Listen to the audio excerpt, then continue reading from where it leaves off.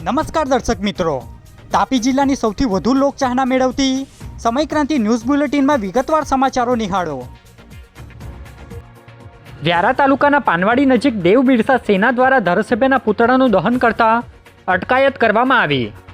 તાપી જિલ્લાના દેવ બિરસા સેના દ્વારા વ્યારા વિધાનસભાના ધારાસભ્ય પર ખ્રિસ્તી ધર્માંતરણનો આક્ષેપ કરી તેમનું પુતળા દહન કરવામાં આવ્યું હતું, જેમાં પુતળાનું દહન કરતા પહેલા પોલીસ દ્વારા કાર્યકરોની અટકાયત કરાઈ હતી।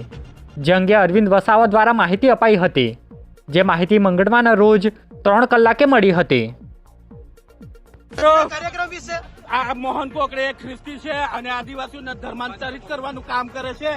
જાહેરમાં ખુલ્લા મંચ પર આદિવાસીઓને ધર્માંતરિત કરવાનું કામ કરે છે, ખ્રિસ્તીઓનું કામ કરે છે। આવા દરેક નેતાએ રાજીનામું આપવું જોઈએ। અમે આદિવાસી છે, અમે ખ્રિસ્તી નથી, અમે પ્રકૃતિ પૂજક છે। મોહન કોકડી રાજીનામું આપે। વ્યારા તાલુકાના ઊંચામાળા ગામના ગુમ વૃદ્ધાનો મૃતદેહ ખેતરમાંથી મળી આવતા કાર્યવાહી કરાઈ। તાપી જિલ્લાના વ્યારા તાલુકાના ઊંચામાળા ગામના વૃદ્ધા ગત દિવસોમાં ગુમ થયા હતા, જેઓનો મૃતદેહ ઊંચામાળા ગામના ખેતરમાંથી મળી આવતા પોલીસે કાર્યવાહી હાથ ધરી છે, જેમાં ઉબડીબેન ચૌધરીનું શરીરમાં અશક્તિ આવી જવાના કારણે કુદરતી રીતે મૃત્યુ થયું હોવાનું પ્રાથમિક તબક્કે બહાર આવ્યું હતું। બનાવને લઈ પોલીસે ગુનો દાખલ કરી કાર્યવાહી હાથ ધરી છે, જે માહિતી મંગળવારના રોજ 4:30 કલાકે મળી હતી।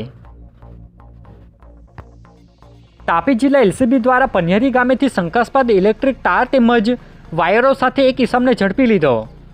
તાપી જિલ્લા એલસીબી પોલીસ સ્ટાફના માણસોને મળેલી બાતમીના આધારે વ્યારા તાલુકાના પન્યારી ગામે રહેતા સંજય ગામિતના ઘરની પાસે તેઓ દ્વારા સંતાડી રાખેલ શંકાસ્પદ ઇલેક્ટ્રિક તાર અને વાયરો સાથે તેમને ઝડપી લઈ કાયદેસરની કાર્યવાહી હાથ ધરી છે, જે માહિતી મંગળવારના રોજ 1 કલાકે મળી હતી। વ્યારા તાલુકાના માયપુર ગામે કોર્ટ કેસ પરત ખેંચવાનું કહી માતા અને પુત્રી સહિત એક મહિલાને ધમકી આપી માર મરાયો। તાપી જિલ્લાના વ્યારા તાલુકાના માયપુર ખાતે માતા તેમજ પુત્રી કોર્ટ મુદત પતાવી ઘરે જતા હતા, ત્યારે સામા પક્ષે આરોપી ઈસમ તરુણ ચૌધરી દ્વારા ફરિયાદી પુત્રી અને માતા તેમજ તેમની માસીને ધમકી આપી કોર્ટ કેસ પરત ખેંચવાનું કહી માર મારતા ફરિયાદ આપવામાં આવી છે, જે માહિતી મંગળવારના રોજ 2 કલાકે મળી હતી। વ્યારા તાલુકાના મેઘપુર ગામની સીમમાં આવેલ કૂવામાં પડી જતા મહિલાનું મોત થતાં પોલીસે કાર્યવાહી હાથ ધરી। તાપી જિલ્લાના વ્યારા તાલુકાના મેઘપુર ગામની સીમમાં આવેલ ખેડૂતના કૂવામાં પડી જતા મહિલાનું મોત થયું છે, જેમાં 62 વર્ષીય મહિલા બાબલીબેન ગામિત રહે કપણવણ નાઓનું મોત થતાં પોલીસે કાયદેસરની કાર્યવાહી હાથ ધરી છે, જે માહિતી મંગળવારના રોજ 4 કલાકે મળી હતી। તાપી સેવા સદનના હોલમાં વિશ્વ શૌચાલય દિવસની ઉજવણી અંતર્ગત લાભાર્થીને મંજૂરી પત્ર વિતરણ કરાયા। તાપી જિલ્લાના સેવા સદનના હોલમાં પદ્મશ્રી તેમજ કલેક્ટરની હાજરીમાં વિશ્વ શૌચાલય દિવસની ઉજવણી કરવામાં આવી હતી, જેમાં લાભાર્થીઓને વ્યક્તિગત શૌચાલયની મંજૂરી પત્ર એનાયત કરવામાં આવ્યા હતા, જેમાં જિલ્લા ગ્રામ વિકાસ એજન્સીના અધિકારીઓ સહિત જિલ્લાના અધિકારીઓ અને કર્મચારીઓ હાજર રહ્યા હતા, જે માહિતી મંગળવારના રોજ 12 કલાકે મળી હતી। સોંગઢ પોલીસે ગાળકુવા ગામે જુગાર રમતા 6 ઈસમોને ઝડપી લીધા।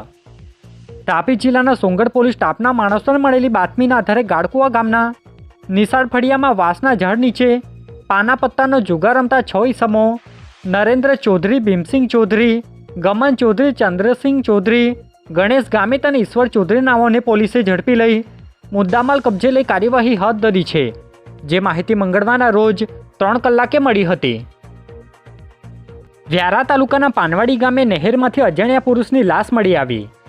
તાપી જિલ્લાના વ્યારા તાલુકાના પાનવાડી ગામની નહેરમાંથી અજાણ્યા પુરુષની લાશ મળી આવતા પોલીસે કાર્યવાહી હાથ ધરી છે, જેમાં અંદાજિત 40 વર્ષના ઈસમે કાળા કલરનું જીન્સ પહેરેલ હોય, જેનો વહેલી વર્ષો શોધવાની તજવીજ પોલીસ દ્વારા કરવામાં આવી છે। બનાવને લઈ પોલીસે ગુનો દાખલ કરી કાર્યવાહી હાથ ધરી છે, જે માહિતી મંગળવારના રોજ 5 કલાકે મળી હતી। વાલોડ તાલુકાના દેલવાડા ગામેથી 9 ફૂટ લાંબા અજગરનું રેસ્ક્યુ કરાયું। તાપી જિલ્લાના વાલોડ તાલુકાના દેલવાડા ગામના ખેડૂત ચેતન પટેલના ખેતરમાં અજગર નજરે પડતા વન વિભાગ અને એનિમલ ટીમના સભ્યો ઇમરાન વેદને જાણ કરવામાં આવતા તાત્કાલિક ત્યાં પહોંચી જઈ 9 ફૂટ લાંબા અજગરનું રેસ્ક્યુ કરવામાં આવ્યું હતું, જેને વન વિભાગના માર્ગદર્શન હેઠળ ઊંડાના જંગલ વિસ્તારમાં મુક્ત કરવાની તજવીજ હાથ ધરવામાં આવી હતી, જે માહિતી 3 કલાકે મળી હતી।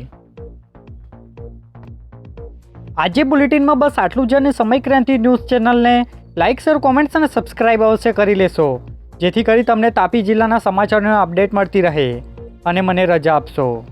આભાર. જય હિન્દ, જય ભારત.